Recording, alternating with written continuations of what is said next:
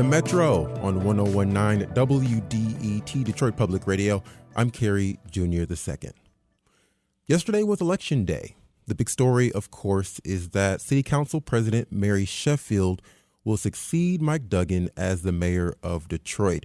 But communities across Metro Detroit voted for mayors, city councils, and ballot measures yesterday as well.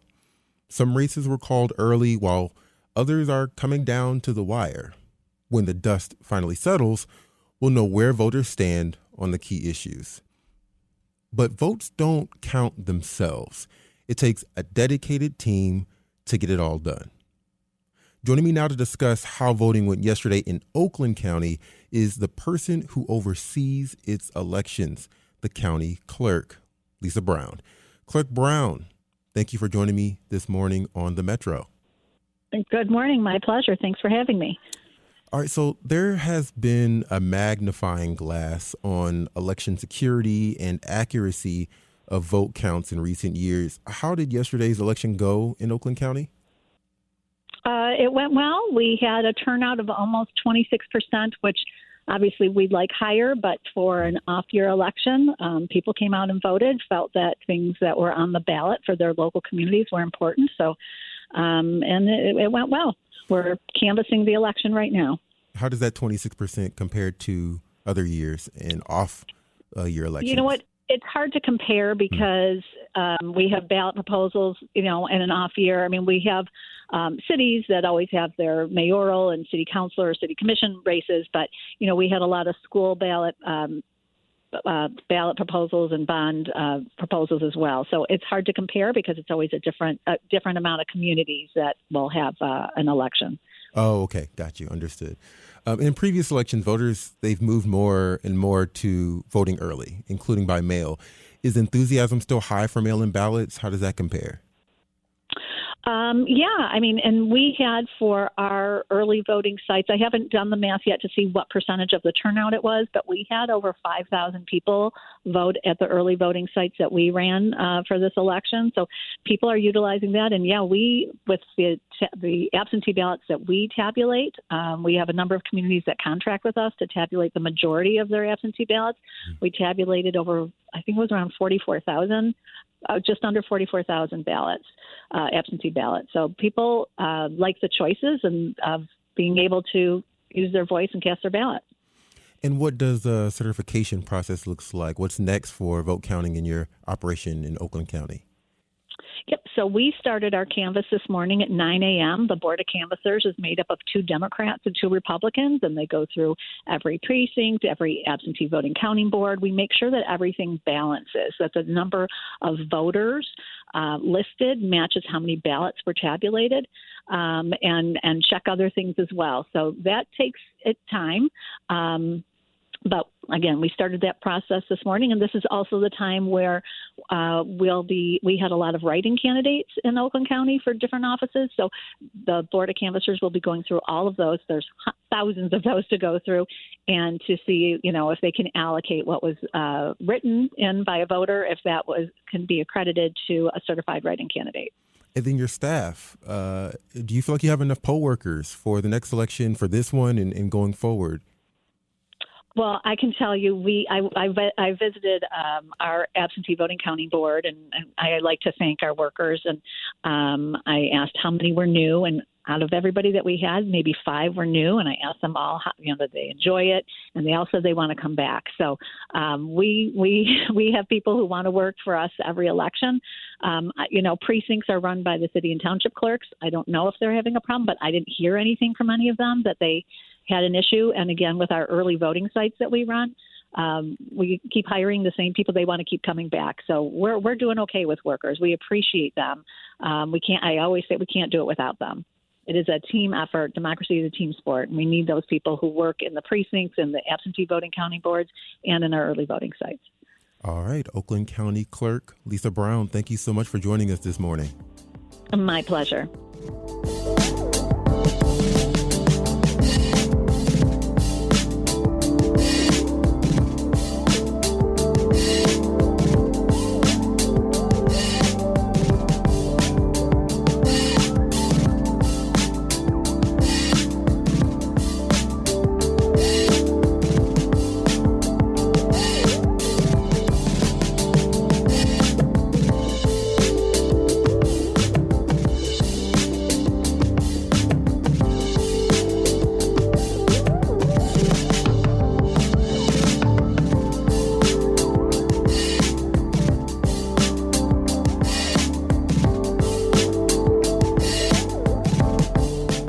going to turn to voter turnout now.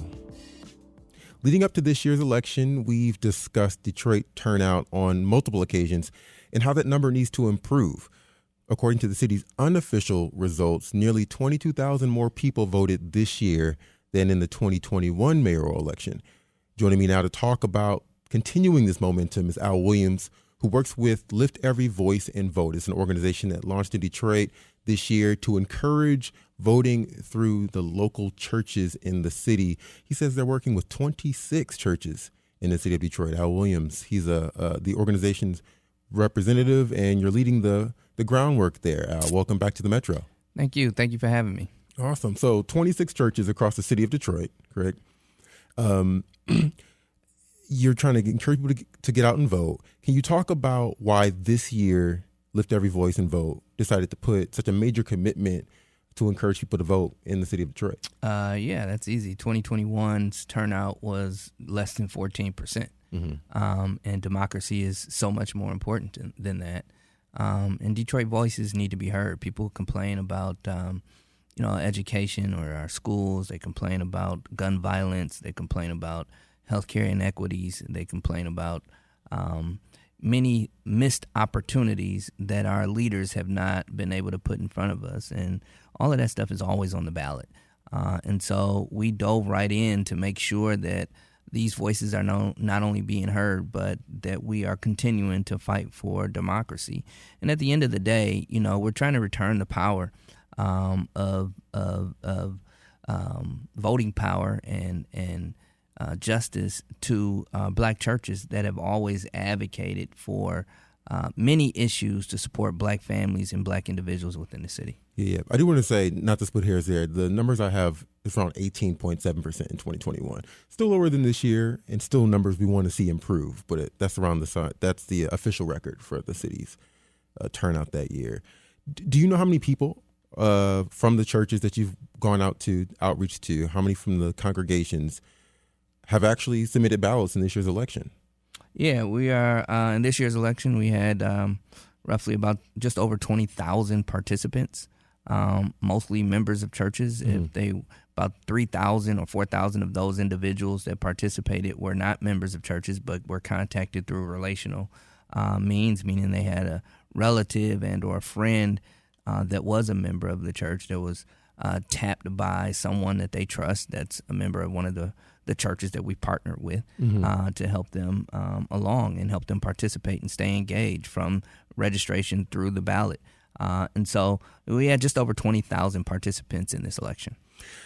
Now, we all know that during a presidential election, those years we see higher turnout. What does that look like on the ground as someone who's been in and around Michigan politics for a while? Not just this initial or this effort with Lift Every Voice and Vote, but when you're talking to people about politics, what are you hearing in terms of the difference between those election years when people are perhaps more enthusiastic when a presidential year comes around compared to an off-year midterm election like a mayoral election?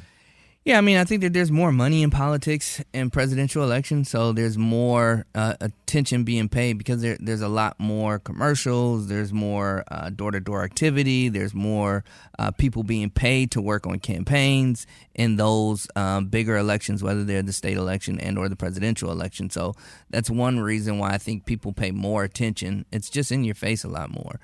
Although local elections, I do believe, are more important. If you don't believe me, then go ahead and run a red light. The judge that you're going to see was elected on a ballot. The mayor that was just elected, Mary Sheffield, I do believe, you'll see her more often than you're going to see the president. You're more likely to meet her on a face-to-face basis than you will the president. And so she has the municipal elections, and those our municipal leaders have a more of a direct connection to our city, the people who live in the city. And so I think those elections are way more important. We just need to do a better job educating people on why that's more important. I see. Do you inform folks? You're going out to these congregations, you're encouraging them to vote. I'm wondering if when you do that, it's about the issues that are on the ballot or the candidates that are on the ballot. How do you get those folks to come through like you did this past election yesterday? 20,000 is a big number. Yeah, we talk about the issues. Candidates, because of our platform, because of black churches, and we have so many participants, candidates tend to follow us and what we're doing and attending church services to talk to our participants. We're not really talking about candidates or advocating for any candidates whatsoever, but we're talking about the issues that are on the ballot. Justice is always on the ballot. Democracy is always on the ballot. Healthcare is always on the ballot. And now, as we can see, elections have consequences. SNAP benefits are being cut. Benefits are always on the ballot. You talked about that? Absolutely, we talked about that. We just had Shirley Murdoch in town this past weekend. She is a world-renowned R&B and gospel artist out of Dayton, Ohio. She's also an assistant pastor in a church in Springfield, Ohio. And she was here with us talking about, these same issues. Not only do they see them in Springfield, but we also see them here in Detroit. And I think that's really what's motivating people. It's not just about one person. It's about, your quality of life. And that's why democracy is so important. That's why voting is so important. Your voice cannot be heard on any of these issues if you're not voting. And one of the things that I think, I say all the time, if you're not at the table, you're on the menu. And in order to be at the table, you got to participate. We had someone on the show earlier this week, a young voter in Gen Z, who said, I think if you don't do politics, politics will do you, or work politics. I can't remember the exact phrasing, but it sounds like that's similar. That's exactly right. Yeah. To be clear, I want to understand you. You're saying it's not about the actual issues this year, but the fact that there are issues, like you said, democracy, they're on the ballot every year. Is that right? Every single year. So it's not about motivating people for this election, but just to vote no matter what. No matter what. And in our program will continue through 2026, of course. We'll be involved next year, all throughout the year, motivating voters, growing our list of participants and our partner churches, just talking about why voting is so important. Because elections have consequences. And if you don't vote, if you're not showing up, then you are relegated to just being, at the end of the day, to politicians making decisions for you, instead of you being a part of the policy making and the decision making every single day, whether it's in a municipal election and or a presidential election. You're listening to The Metro on 101.9 WDET. I'm Kerry Jr. II. I'm joined by Al Williams from Lift Every Voice and Vote. We're discussing the bump in turnout according to the city's unofficial results and how these efforts with Lift Every Voice and Vote work out in the potential, results for you all going forward with this election. How do we keep the momentum going? I wonder if you think Lift Every Voice and Vote's tactics would work for a younger generation of voters. I suspect churches typically skew older, and so I'm wondering, what the demographic is for the churches you all go to. Are they older? Are they younger? Are they? Not all of them. I mean, okay. Third New Hope has a very, one of our partners, they have a very mixed congregation. Greater Grace has a very mixed congregation. Second Ebenezer tends to be an older churches or individuals attending the church, but they still have a lot of young people that are online. So the memberships in these churches do vary. We do have some churches who are traditionally older, like Hartford Memorial Baptist Church, but they also have a large youth group that participated in our program. So we saw a lot of first-time voters, but we also that participated this time around. But we also saw a lot of voters who traditionally go to the polls, who have signed up to be on the permanent absentee registry list. And then we all know we operate on statistics at our organization. So we all know that if you are signed up to be a permanent absentee voter or on that list, you're 70% more likely to get out and vote. If you receive that ballot every single election, you're 70% more likely to vote every single time. And so we're growing that permanent absentee list. We're getting people to vote early. We're getting people to get it out the way, and then asking them to come back and stay engaged and motivate more people to vote. And that's why I think we got 20,000 participants. Every time an election comes around, folks who are advocating for it will hear the phrase, make a plan to vote. Yeah. Make a plan. And it sounds simpler than I think maybe it is for people who aren't as encouraged to do it. They're like, well, what does a plan look like? Where do I go? When you work with folks and you want to help them make their plan, I imagine is just the registration part for absentee ballots part of that plan? What That's does it part really of the look plan. like? Yeah, I mean, but if you're voting at the polls, make a plan on what time you're going to vote, knowing your polling location. Put that plan in place early. And if you make a plan to vote, and the first person I actually heard say that was back in 2016, Garland Gilchrist, when we started the race for city clerk.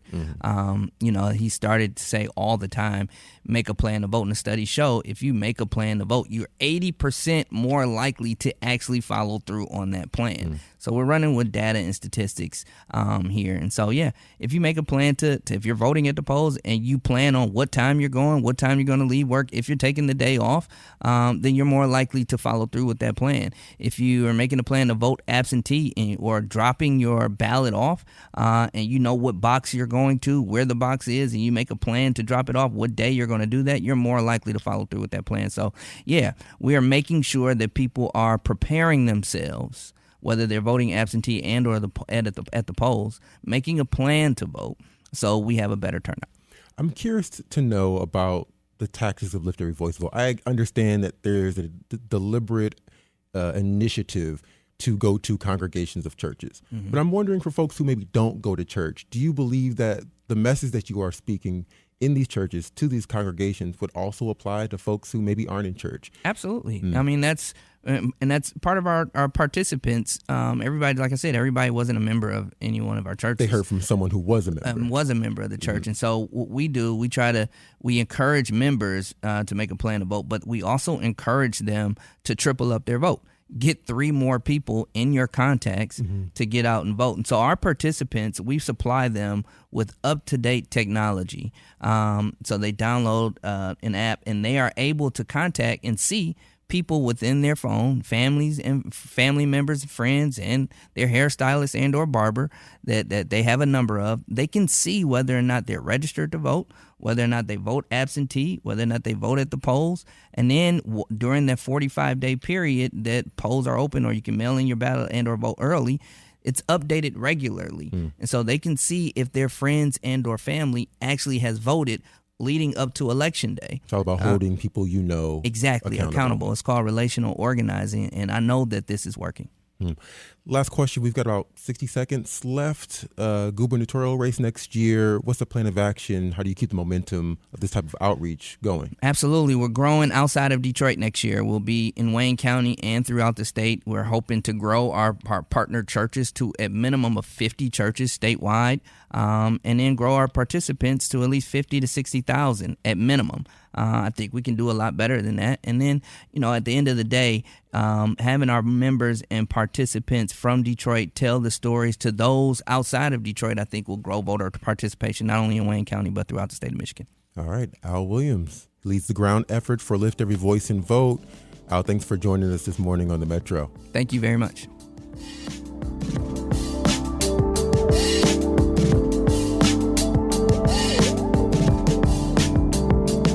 Coming up, Dearborn makes its case to be dubbed Coffee Capital of America. We'll be right back.